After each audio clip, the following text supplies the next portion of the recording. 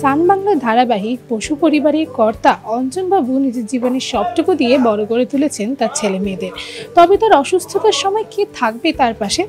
আজ জিও বাংলার পক্ষ থেকে আমি সংযুক্তা চলে এসেছি বসু পরিবারের শুটিং সেটে। আসুন আপনাদের ঘুরে দেখাই কি হচ্ছে আর ফ্লোরে, আর তার পাশাপাশি কথা বলে নিই ধারাবাহিকের কলাকুশলীদের সাথে।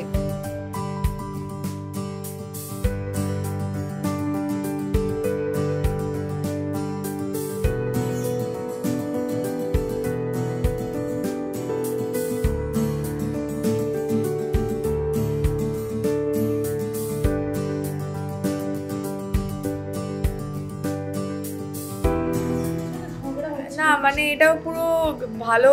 আমরা যখন কেউ জিজ্ঞেস করে আমরা বলি তো ভালো আছি, আসল কথাটা তো বলি না। যে রাস্তাটা দিয়ে আমরা শুটিং করতে আসি সেটা এত গর্ত আর এত সমুদ্র সম্পূর্ণ জল নিয়ে ভর্তি যে যার কারণে আসতে যেতে অবস্থা খারাপ হয়। চোখের সামনেই বাইক উল্টে যেতে দেখি, দাঁড়িয়ে তাদেরকে তোলা, জ্যাম, ও বৃষ্টি ভিজে বাইকে করে কষ্ট করে আসে, যেটা সত্যি খারাপও লাগে কারণ এভরিডে ও ভিজে এসে শুটিংটাও করছে, রেস্টও পাচ্ছে না। তো ভালো আছিস মানে এটা আমাদের বলতে হয়, বাড়ির রিলেটিভরা ফোন করলেও আমরা এটাই বলি ভালো আছি, কেমন আছো। আর পরিবেশের যা অবস্থা, আশেপাশের যা অবস্থা, ভালো আছি বললেও মানুষ জানে কতটা কে ভালো আছে। আমি এখনো শুটে যাইনি, আমি এসে বসে আছি। স্ক্রিপ্ট এসেছে, এখন স্ক্রিপ্টটা পড়েছি কিন্তু যাইনি এখন ফ্লোরে। হ্যাঁ সেম, আজকে আমাদের একটুখানি ভুল করে হয়তো তাড়াতাড়ি কল টাইম দিয়ে দিয়েছে। মোটামুটি আরও আমরা 1-2 ঘন্টা বসে থাকবো, তারপর আমরা যাচ্ছি আজকে। সো আজকে আমরা অনেক দিন পর সিন নিয়ে পড়ার বা আলোচনা করার টাইম পেয়েছি, যেটা আমরা ইন জেনারেল পাই না। সিন পেলেই তো সাথে সাথে আমাদের ফ্লোরে চলে যেতে হয়, তো সেই ক্ষেত্রে সেই টাইমটা আমরা পেয়েছি। আর ফ্লোরে এখন যে গল্প যদি কি চলছে যদি আমরা বলে থাকি, তাহলে কি হচ্ছে বলতে বলো তো, সবার প্রত্যেকের লাইফে একটা ক্রাইসিস রয়েছে। সেটা নীলার লাইফের আলাদা, বসু পরিবারে বাদবাকি ছেলে মেয়েদের লাইফে আলাদা। বসু পরিবারে যিনি আমাদের কর্তা অর্থাৎ অঞ্জনবাবু, আর আমাদের যিনি কর্ত্রী অর্থাৎ মীনাক্ষী দেবী মানে আমাদের মিনু মা, ওদের মা, তো তাদের লাইফে একটা অন্য লেভেলের ক্রাইসিস চলছে। বিকজ অঞ্জনবাবু রিটায়ার করে গেছে, এই মুহূর্তে তিনি আলাদা করে কিছু ইনকাম করছেন না, সর্বস্ব দিয়ে তার মেয়ের একদমই। ও বলুক, আমি এত কথা বলতে না না না, এ ভালো বলতে পারে না, গুছিয়ে বলতে পারে, বল। তো সেই ক্ষেত্রে এই মানুষগুলো যখন সর্বস্ব হারা হয়ে আজকে পরিবারের সবার সামনে এসে দাঁড়িয়েছে, তখন আস্তে আস্তে পরিবারের মানুষগুলোর যে আসল চেহারা, যে আসল থিঙ্কিং, সেগুলো আস্তে আস্তে বেরিয়ে আসছে।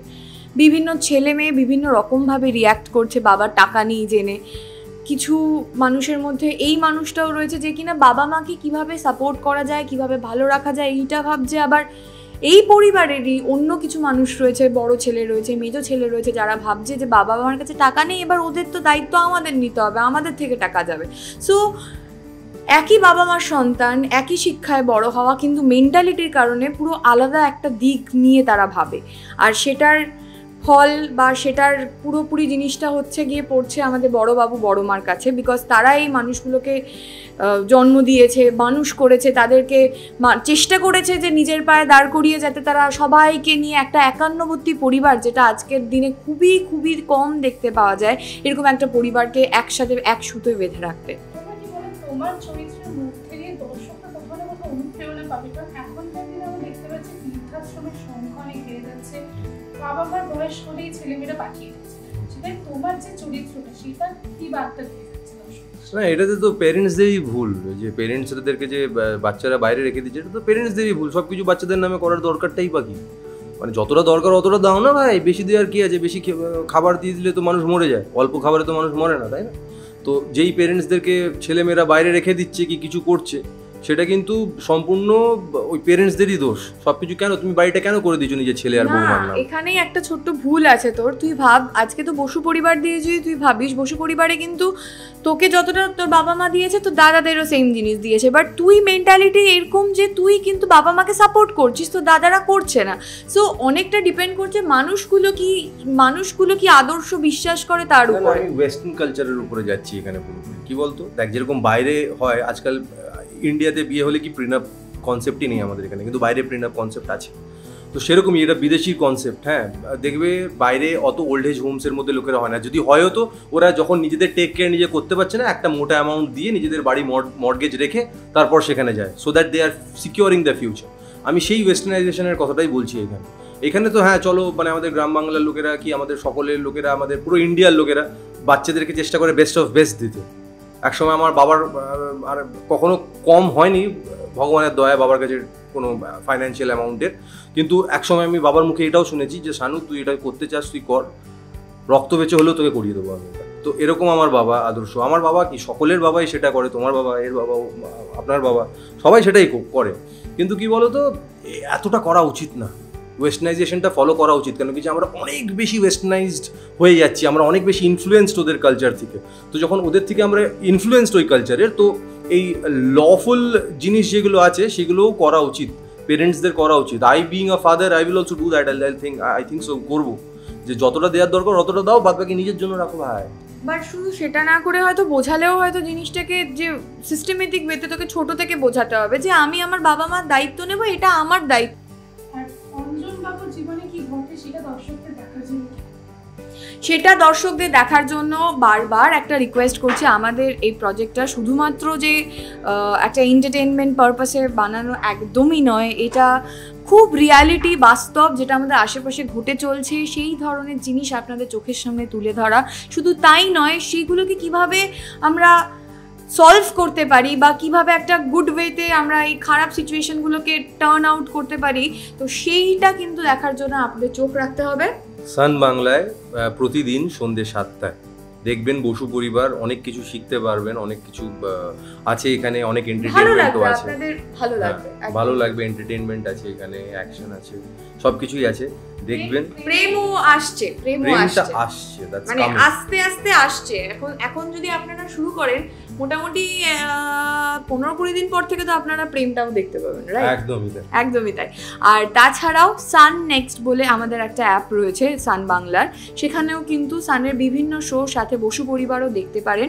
সো প্লিজ চেষ্টা করবেন টিভিতে দেখার, রিকোয়েস্ট করছি, সন্ধ্যে 7টায় শুধুমাত্র সান বাংলায় বসু পরিবার।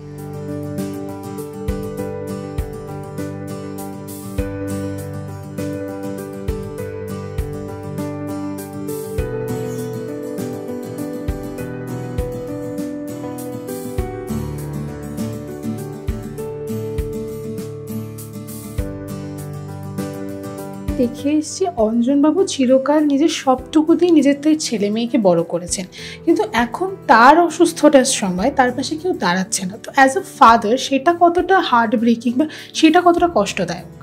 সেটা তো সত্যিই কষ্টদায়ক, কিন্তু অঞ্জনবাবুর ক্ষেত্রে এমন একটা সমস্যা, সেটা হচ্ছে যে উনি ওনার সন্ততির প্রতি এতটাই অন্ধ যে সব কিছু দেখেও মনটা যেন মানতে চায় না, এবং এটা বোধহয় আরও বেশি কষ্টের। আমি যদি জানি যে এরকমই, সেটা অতটা হয় না, কিন্তু অঞ্জনবাবু তাদের সম্বন্ধে একটা বিরাট উচ্চাসা পোষণ করেন, কিন্তু কার্যক্ষেত্রে যখন এটা দেখছেন তখন সেটা অনেক বেশি আঘাতের অনেক বেশি আঘাত দেয়। এখনকার সমাজে আমরা দেখতে পাচ্ছি যে ছেলেমেয়েরা বাবা মার বয়স হলেই তাদের বৃদ্ধাশ্রমে পাঠিয়ে দিচ্ছে বা তাদের ভালোভাবে সেই মতো টেক কেয়ার করছে না, যেখানে বাবা মারা তাকে ছোটবেলা থেকে বড় করছে।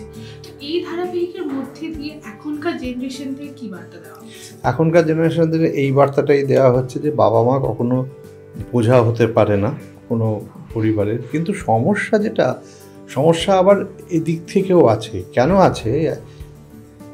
ছেলে মেয়েদের বড় করার জন্য বেশিরভাগ ক্ষেত্রেই দেখা যায় যে ছেলেমেয়েরা বাইরে চলে যায়, ফলে এই যে একা একা বাবা মা থাকা, অনেক ছেলেমেয়েই আছে, যেটাও আমি জানি, যে তারা বাইরে গিয়েও কিন্তু খুব চিন্তার মধ্যে থাকেন। অনেক বৃদ্ধাশ্রমে যাওয়ার কারণও কিন্তু এটা যে বাবা মা একা থাকে, তো এইটা কিন্তু থাকে। তো এই জন্যে একটা ক্লোজ নিট ফ্যামিলি, আমাদের দুর্ভাগ্য যে আমাদের এখানে সেরকমভাবে কাজের সুযোগও নেই, আমরা সবাই বড্ড বেশি রাজনীতি করতেই ব্যস্ত।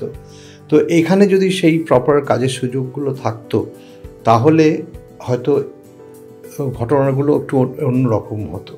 ঠিক এই যে বড় হয়ে গেলে তারপরে নিজের কেরিয়ার তৈরি করা, এইটাতে যে বাবা মা অনেকটা অবহেলিত হয়ে যাচ্ছেন, আমি যে ছেড়ে চলে যাচ্ছি আমি বড় হওয়ার জন্য, এটাও একটা বিরাট কারণ বলে আমার মনে হয়।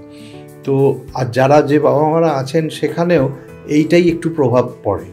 তো সেই কারণে আমার মনে হয় যে আমরা যদি একটু বোঝার চেষ্টা করি, এই যে ধারাবাহিক বসু পরিবার, এটার মাধ্যমে যা ঘটছে, যা ঘটনা প্রবাহগুলো দর্শক দেখবেন, সেটার মাধ্যমে যদি আমরা একটু শিক্ষা নিতে পারি তাহলে বোধহয় সমাজের ভালো। আমরা ধারাবাহিকে দেখে এসে অঞ্জন বাবু নিজের ছোট ছেলে দীপুকেই কিন্তু সবথেকে বেশি বকাবকি করে, সে যেহেতু কোনো কাজ করে, কিন্তু এখন সেই কিন্তু তার বাবার পাশে দাঁড়িয়েছে। তো ধারাবাহিকে কি তাদের সম্পর্কে কোনো বদল আমরা দেখতে পাবো? আসলে অভিজ্ঞতার থ্রু দিয়েই তো মানুষ বুঝতে পারে। এখানে যেটা বকাবকি যেটা দেখা যাচ্ছে, অঞ্জনবাবু বকাবকি করছেন ছোটো ছেলে, তার একটাই কারণ হচ্ছে তার বাকি দুই ছেলে কিন্তু তারা এস্টাবলিশড, তারা চাকরি করে, তারা রোজগার করে, কিন্তু এই যে ছেলেটি যেটা একটা অনিশ্চয় ভবিষ্যতের মধ্যে চলে, সেটা অঞ্জনবাবুকে খুব পীড়া দেয়, খুব চিন্তিত করে, এবং এটার ফলেই কিন্তু ও বকুনিটা বেশি খায়। তার কারণ ও সেই অঞ্জনবাবু মনে করেন যে নিজের পায়ে নিজে দাঁড়ানোর মতো দায়িত্বশীলতাটাও কিছুতেই অর্জন করতে পারছে না। ও মানুষের জন্য বেশি দৌড়ে যাচ্ছে। মানুষের জন্য দৌড়ে যাওয়াটা ভালো, নিশ্চয়ই ভালো, কিন্তু নিজের প্রতি তো দায়িত্বশীল হওয়ার দরকার। তো এই জায়গাটা থেকেই অঞ্জনবাবু ওকে বেশি বকাবকি করেন। কিন্তু মাঝে মাঝে যখন ও কিছু চেষ্টা করে কোনো একটা গিফট নিয়ে এলো বা কিছু, তখন বাকি সব ছেলে মেয়েদের থেকে এই গিফটগুলো যখন পান অঞ্জনবাবু, তখন কিন্তু উনি খুব আবেগপ্রবণ হয়ে পড়েন। তার কারণ যে ছেলেটি চেষ্টা করেও এটা করছে। তো ফলে এই অপত্য স্নেহটা দীপুর ক্ষেত্রেও সমানভাবে আছে, কিন্তু ওর অনিশ্চয় ভবিষ্যতের জন্যই অঞ্জনবাবুর ওপর চিন্তিত বলেই বেশি রাগ করে।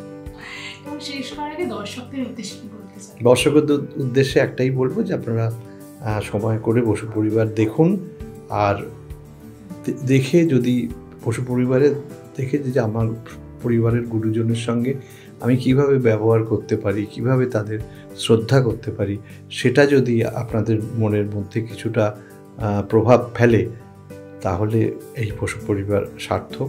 আপনারা সেটা দেখুন। আর আরেকটাও বলবো যে আপনারা সবাইকে নিয়ে একটু ভালোবেসে চলার চেষ্টা করুন।